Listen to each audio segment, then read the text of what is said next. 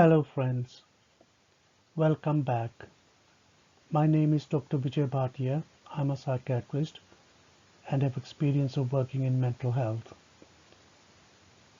Today we are going to talk about persistent somatoform pain disorder. What is pain disorder and somatoform persistent? The predominant complaint is of persistent, severe, and distressing pain. So the issue here is the pain, which is persistent. That means it is present for a long time, doesn't go away, and it is quite severe and disabling, causing concern, and it is distressing the patient, getting the feeling it's not going to better, start developing some negative symptoms. And this pain cannot be explained fully by physiological process. So we don't see any particular reason for this physical pain to be present, and we don't find any physical disorder that are known to cause pain disorders and which occurs in association with emotional conflict. So although there is a pain, we don't find the reason for the pain, but we believe that it occurs because there is some kind of emotional conflict, or there is psychosocial problem, relationship problem, money problem, housing problem, or other problems within friends and community, and the person is in conflict, and they are sufficient for us to believe that they might be causing the pain, which is physical pain but arising out of emotional conflict and psychosocial problems. And for us to conclude that they are the main causative influences. The result is usually a marked increase in support and attention. So why this person is saying that they have a pain when no cause can be identified? In the process, this person is getting a lot of support and attention, both from the family, from the doctors, and the loved ones. And even with people, the person may be in conflict. They come and see him or her, ask how things are. And because this person is getting attention and support because of this pain, this person is the attention that is getting is perpetuating for the symptoms, for the pain to continue. Pain presumed to be of psychogenic origin. Psychogenic means because of the psychosocial problems or emotional conflicts arising within the mind rather than anything clearly physical disorder, occurring during the course of depressive disorders or schizophrenia should not be included here. And the other name for persistent somatoform pain disorder is psychalgia. Psyche means from the mind, algia means pain. Sometimes it is also called psychogenic backache or psychogenic headache.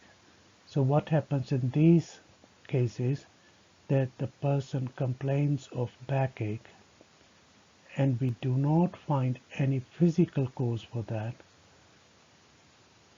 However, we do find that the person is getting a lot of attention because of this backache from the people he is in conflict with or people who he loves, are now trying to go away, or and this person wants their attention and to be with them. So the backache is helping them to keep in close contact with the other person. Therefore, it is rising from his mind, from his thought processes, rather than a physical or physiological processes. And similarly, headache is a common thing. It is called psychogenic headache when we do not find any other physical cause of headache. Even things like migraine or eye problems, or ruling out even tension headache, this is purely because this person believes and thinks that headache will help him to get more attention and more support from the people he is in conflict with, and he wants their attention, and that keeps the relationship going. The other disorder is somatoform pain disorder, and normally what somatoform is that the person presents with number of physical symptoms, and the symptoms vary in a number of wide variety of systems like circulatory system, respiratory system, genitourinary system. But in the persistent somatoform pain disorder, they all fall under the somatoform disorders, meaning the person will present with some kind of symptom, go to the doctor, and doctor says nothing is wrong, everything is fine, all the investigations have come normal, but the patient is not satisfied. They will keep on seeking help from specialists, from doctors, and if they don't get enough help from them, they will try to seek help from the local healers. Persistent somatoform pain disorder, we understand, is that it is persistent and distressing pain.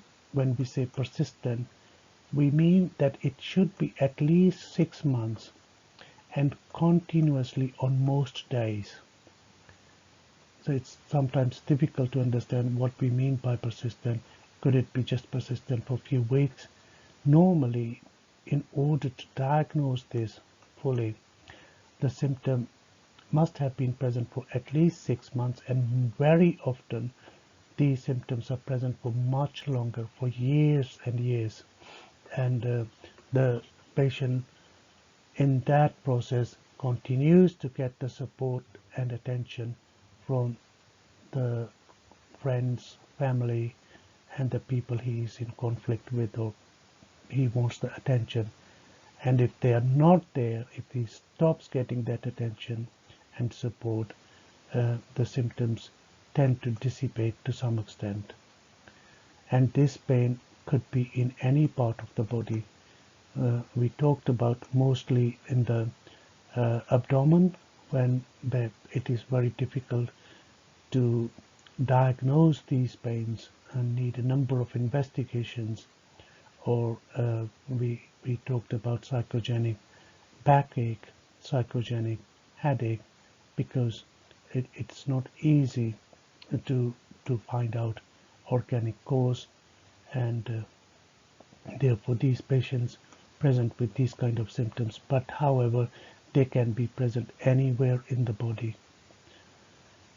and which cannot be explained adequately by evidence of a physiological process or physical disorder that we know of will cause pain, like some kind of injury for the back, or some kind of broken bones. They can cause long-term pain problems. But in these patients, we do not find any of those, and which is consistently the main focus of the patient's attention. So the patient is suffering from the pain, and their main focus is on that pain, and is very much preoccupied, very much distressed, and is affecting his daily life to the extent that he ignores other activities. He stops enjoying other activities because of this pain. What is the differential diagnosis? The commonest problem is to differentiate this disorder from the histrionic elaboration of organically caused pain. So what happens is histrionic means attention seeking. They have the habit of seek attention all the time from anyone, from everyone, for whatever reasons. They want to look good. They want to display features that will attract attention from other people, and needs feedback, positive feedback most of the time. And what happens is, to differentiate the somatoform psychogenic pain disorder, the commonest problem is to differentiate from when there is actually a small problem, like somebody has had a small accident and they suffered from a back pain, and this back pain has led to increased attention from the relatives, from the friends, and this person has realized that this person, because of their underlying personality, that they love attention and support. If they are getting attention and support because of the back pain they are suffering, they will continue to display that behavior. So the difference is that in this case there is actually some problem there which is mild, not to that degree and not to that severe, and shouldn't be present for that period of time for too long. But this person, because it's getting attention. Patients with organic pain for whom a definite physical diagnosis has not yet been reached. So in this case, what happens? The person complains of some kind of, let's say, abdominal problem, pain in the abdomen, and we are still investigating that pain, and the results are being waited. We haven't received all the reports either from the X-rays, ultrasound, or CT scans, or even sometimes biopsy. We are still waiting for some of the test results. And during that period, when they are waiting for the blood test reports and other reports, this person may become frightened and resentful, with resulting attention-seeking behavior. So this person is waiting for some kind of underlying organic processes where there is some kind of physical diagnosis may be present, but we haven't reached the conclusion that, and during that period this person is getting very frightened and sometimes even resentful. Why did I come here? With resulting attention-seeking behavior, and the person keeps on calling back or coming back. Have I received the results? Is it there yet? Is something wrong? And they want to keep on going about it. A variety of aches and pains are common in somatization disorders, but are not so persistent or so dominant over the other complaints. So what happens in somatization disorder? The person presents a number of physical symptoms. Remember, they must have at least 6 symptoms from at least 14 symptoms from different parts or systems, organs in the body. Like there are few symptoms from the circulatory system, few from the respiratory system, few from other genitourinary system. So they will present with a number of symptoms, and even if sometimes they do complain about pain in any of these, and they are not so persistent. So that is the difference between pain in the somatization disorders. The exclusion is normally if the person is suffering from schizophrenia or schizophrenia related disorders like schizoaffective disorder, or even sometimes schizoid personality disorders. These disorders should not be diagnosed as somatization pain disorder. And if they suffer from mood disorder, if the person is really suffering from severe depression with possibly psychotic or non-psychotic symptoms, then it shouldn't be diagnosed. And if the person has been diagnosed with the somatization disorder, where the person is complaining of a number of other pain symptoms or physical complaints in different organ systems, then that should be diagnosed as a separate. And sometimes undifferentiated somatization disorders, sometimes like person is saying, I'm having food is stuck in my throat, like globus hystericus. They shouldn't be diagnosed here. They should be diagnosed separate, even if they are suffering pain from these disorders. Or hypochondriacal disorders. In this, the main focus is on the, they tell the doctor that they suffer from certain disease, certain cancer of the stomach, or certain um, uh, serious illness of the bone, or cancer of the bone, or something like that. They tell them, and they are particularly with one part of the body, or one system of the body, or one or two organ systems. Or it could be focused with just with the body shape, body organ. My nose is too big, my breasts are too small, my buttocks are too big, or something like, and they get so much focus with that and are in psychogenic pain because of that. So these disorders should be excluded.